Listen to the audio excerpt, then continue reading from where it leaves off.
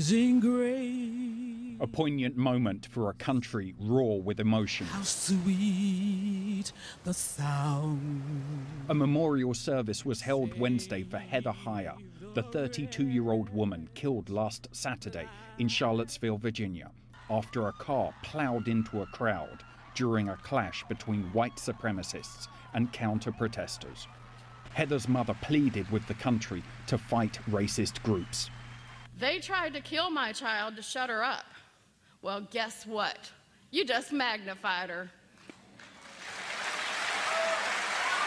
The weekend violence centered on a statue of Robert E. Lee, a leading figure in the South's rebellion in America's Civil War 150 years ago.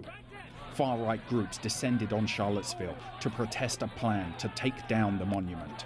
Fearing a repetition of similar confrontations, cities around the U.S. are removing their own Confederate statues. Baltimore took 4 down Tuesday night. There are an estimated 1,500 memorials scattered across the country. Many in the U.S. believe the chaos in Charlottesville was not helped by comments made shortly after by President Trump, who blamed both the white nationalists and the counter-protesters. They came at each other with clubs, and it was vicious, and it was horrible, and it was a horrible thing to watch. But there is another side. There was a group on this side, you can call them the left, or you've just called them the left, that came violently attacking the other group. Trump's remarks Tuesday exposed the divisions across the country.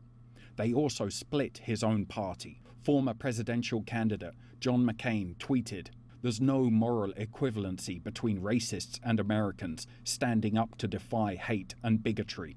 The President of the United States should say so."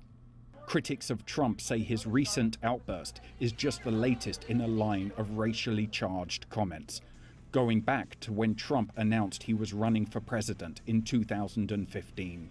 They're bringing drugs, they're bringing crime, they're rapists, and some, I assume, are good people. In his first month as president, he announced he wanted to ban visitors from mainly Muslim countries. Trump has denounced neo-Nazis.